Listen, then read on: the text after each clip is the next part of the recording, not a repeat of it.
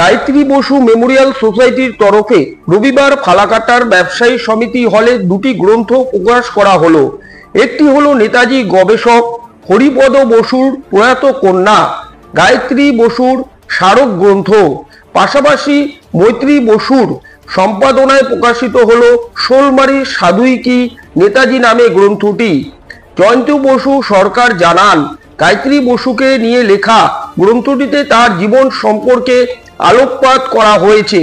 মৈত্রী বসু জানান, তিনি তার বাবার গবেষণালব্ধ তথ্য যাচাই করে স্থির সিদ্ধান্তে উপনীত হয়েছেন যে শোলমারির আশ্রমের সাধুই শারদানন্দজি হলেন নেতাজি।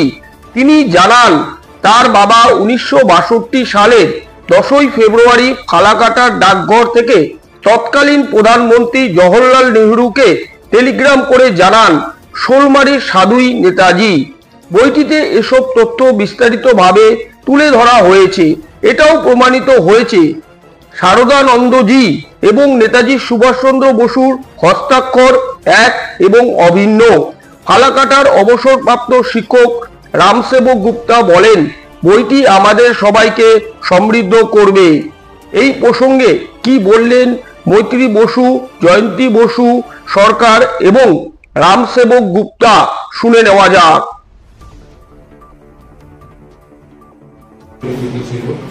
যখন যেখানে যাওয়া যাক না কেন, শোলমারি আশ্রম বললেই আমাদের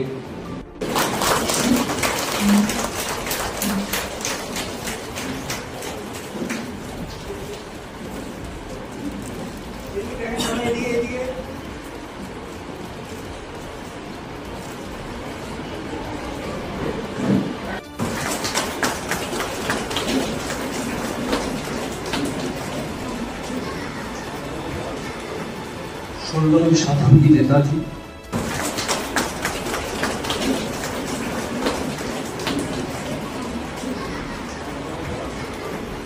শোলমারির সাধুই নেতাজি।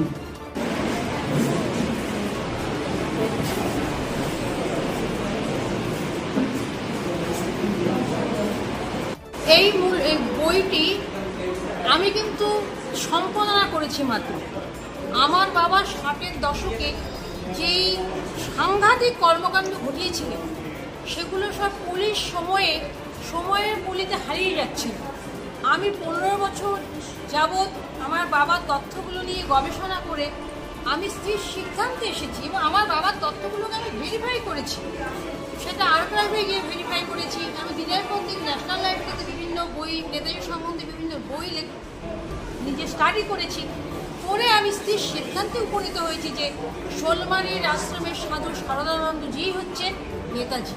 এবং আমার বাবা 1962 সালের 10ই ফেব্রুয়ারি ফালাকাটা পোস্ট অফিস থেকে তৎকালীন প্রধানমন্ত্রী জওহরলাল নেহরুকে যেই টেলিগ্রামটি করেছিলেন যে শোলমারির সাধুই নেতাজি, সেই সময় সেটি একটা বার্নিং ইস্যু হয়ে দাঁড়িয়েছে। আমি অনেক দিন পর আমার বাবার সেই তলিয়ে যাওয়া তথ্যগুলোকে পাঠকের সমাজের সামনে তুলে ধরতে বাধ্য করি। এই বইটিতে এই সব বিষয়বস্তুগুলো উঠিয়ে তোলা হয়েছে, তাই তো? সব তথ্য নির্ভর। এটা কোনো কাল্পনিক গল্প উপন্যাস নয়। বইটি সম্পূর্ণভাবে তথ্যের ওপর নির্ভর করে বইটি সম্পাদনা করা হয়েছে। এবং এই বইটিতে আমি শ্যামাচরণ পাণ্ডের কাছে বিশেষভাবে কৃতজ্ঞ। তিনি ভারত সরকারের হস্তবিশারদ দিয়ে প্রমাণ করে দিয়েছেন যে শারদানন্দজি এবং নেতাজির হস্তাক্ষর একটি মানুষের এবং অভিন্ন। আপনার নাম? মৈত্রী বসু। আজকে যে বইটি উন্মোচনা হলো নেতাজিকে নিয়ে, নাম বইয়ের নাম শোলমারির সাধুই কি নেতাজি। একটা ইন্ট্রোডাকশন আছে বটে, বাট আমি কিন্তু অ্যাফার্মেটিভ, শোলমারির সাধুই নেতাজি। আমি বদ্ধপরিকর এবং এটার জন্য আমাকে যতদূর যেতে হয় এবং যা জবাবদিহি যেখানে করতে হয় আমি বলিষ্ঠ কণ্ঠে সেটা করার জন্য আমি প্রস্তুত। আমাদের যে অনুষ্ঠানটা আছে সেটা হচ্ছে প্রয়াত শ্রীমতী গায়ত্রী বসুকে নিয়ে তার স্মরণ সভার আয়োজন করা হয়েছে এবং সেই উপলক্ষে দুটি বইয়ের আবর উন্মোচন করা হবে। একটি হচ্ছে শোলমারির সাধুই কি নেতাজি সম্পাদনায় মৈত্রী বসু, আরেকটি হচ্ছে গায়ত্রী বসুর স্মরণ সংখ্যা। এবং তাতে যারা তার শুভাকাঙ্ক্ষী প্রত্যেকে লিখেছেন, এবং সেই বইটা যখন আপনারা হাতে পাবেন এবং পড়বেন, গায়ত্রী বসু সম্পর্কে বিস্তারিতভাবে জানতে পারবেন। গায়ত্রী বসু কী ছিল, তার তিনি কীভাবে এই শিক্ষকতা এবং বাড়িতে ছাত্রছাত্রীদের পড়িয়ে কীভাবে এই কর্কট রোগের সাথে লড়াই করেছেন এবং জীবনের শেষটা দিন পর্যন্ত তিনি লড়াই করেছেন, এবং গত 26শে জুন তার সে ওপারের দেশে পাড়ি দেয়, এবং তার স্মৃতির চারণায় আজকে আমরা সবাই এক জায়গায় সমাবেত হয়েছি। নমস্কার। আপনার নাম?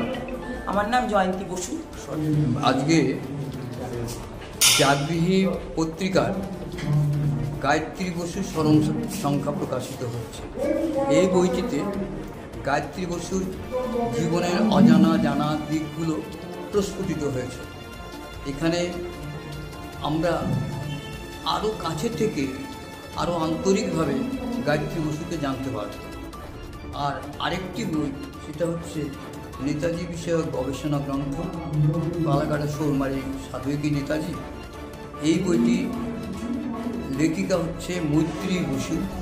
দীর্ঘদিনের গবেষণালব্ধ ফলে এর সৃষ্টি, এবং এটা পাঠক মহলে ইতিমধ্যে সাড়া ফেলছে। জনগণের কাছে আকর্ষণের বিষয়বস্তু হয়ে উঠেছে। বিভিন্ন মানুষ এই বই সম্পর্কে আগ্রহী, এবং আমি আশা করি এই বইটি নেতাজি অনুরাগী মানুষদের পিপাসা মেটাতে সক্ষম হবে, এবং আমরাও নেতাজি সম্পর্কে অজানা তথ্যগুলো জেনে সমৃদ্ধ হব। আপনার নাম? আমি রামসেবক গুপ্তা, পালাকাটার একজন অবসরপ্রাপ্ত শিক্ষক।